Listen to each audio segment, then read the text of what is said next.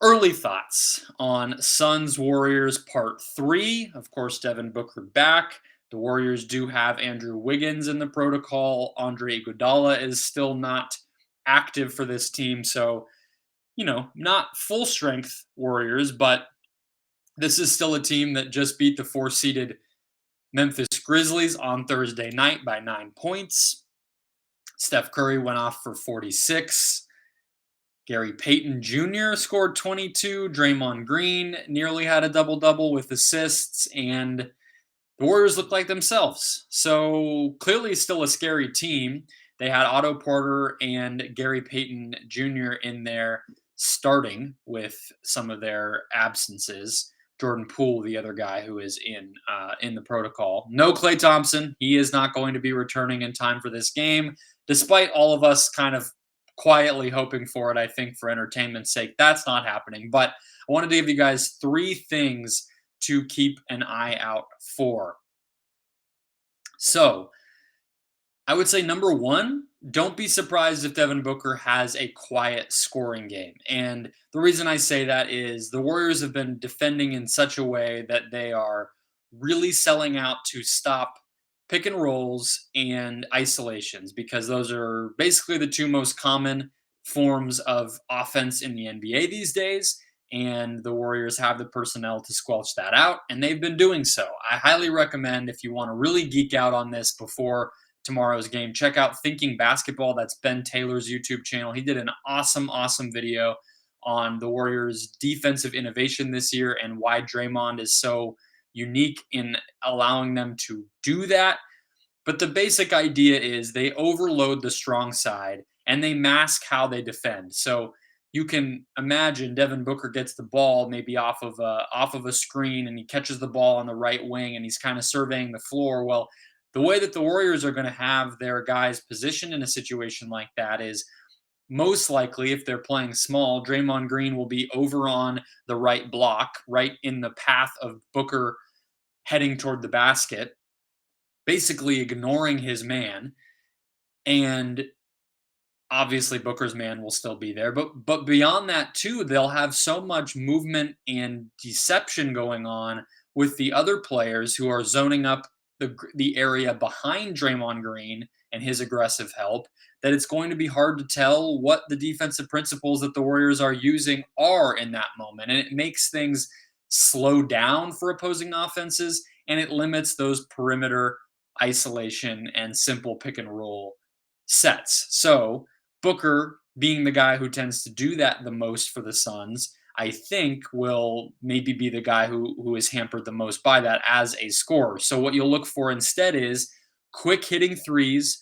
Can the Suns play in transition, not allow the Warriors defense to get set in the first place?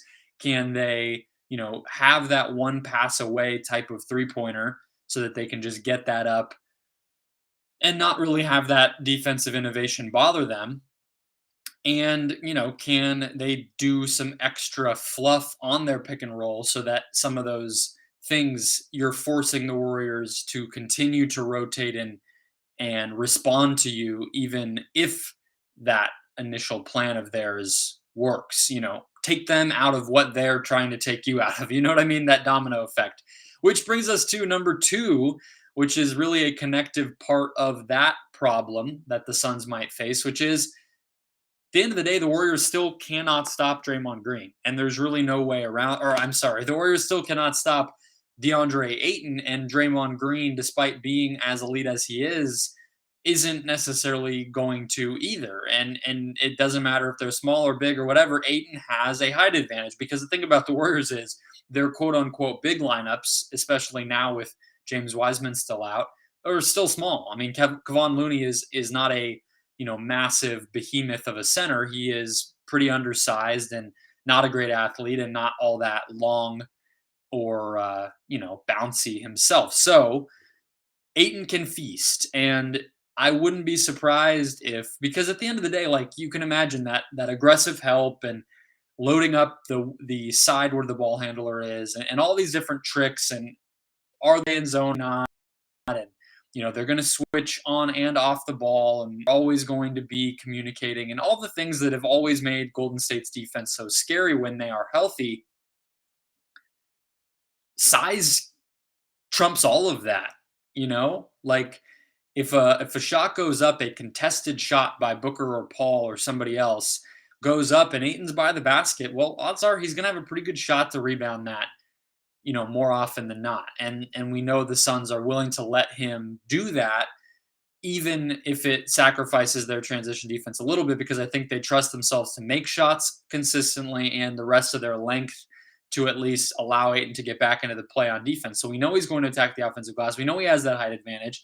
The other thing is, despite maybe what the Warriors do to squelch out pick and rolls and ISOs, like they that lob is always going to be there, like even if there's a switch or there is extra help and some of these things that the Warriors like to do, if you have a guy who is 7 feet tall at the basket and a straight path to toss him the ball, there's really no defense against that except for having an equally big player stand next to that guy and prevent the lob. And the Warriors just don't have that. So that type of thing, as simple as it sounds, should be there most of the night. And I think that's an area where Aiton will be important.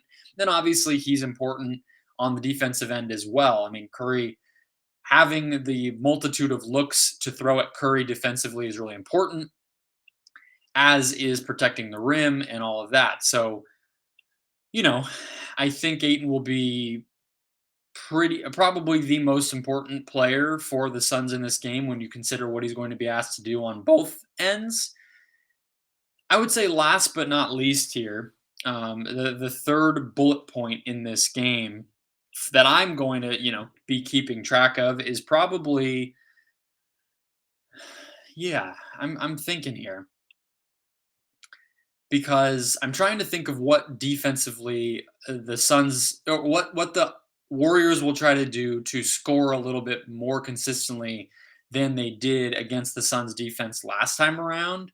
And what I think you probably have to count on is the Warriors doing a better job getting the ball to the short rolling person more consistently. Because if you remember, the thing that I kept harping on in that first matchup was that Draymond, Juan Toscano Anderson, and Nicola, it's not his first name, Nemanja Bjelica, were all pretty bad. I mean, they turn the ball over a lot, which Toscano Anderson tends to do in general, but he was particularly bad in that game, and Bjelica was not himself, and Draymond was not himself. And so, if all those three guys are able to make plays on the short roller, but to distribute to the Warriors shooters, maybe out of the post in the different ways that they're utilized, then it can negate a little bit of what Bridges and Ayton are doing because it's taking the play away from them, right? And so it puts pressure on Booker and Crowder to be there and help, and Paul to be there and help. And the other thing is Bridges and Ayton are the two biggest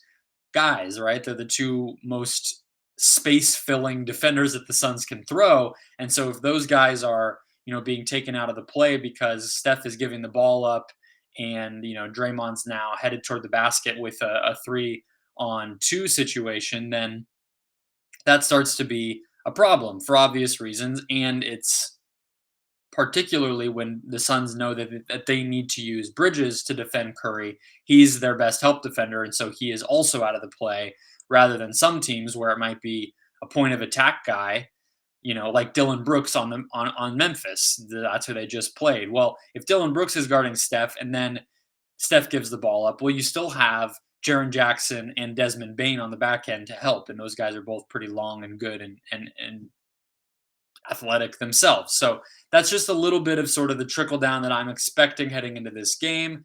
Should be a fun one, presuming that everybody can stay healthy. I think we will see both teams at something close to full strength. And as long as the top, 2, 3, 4 players on both sides are healthy and excellent, I think that will make for entertaining basketball.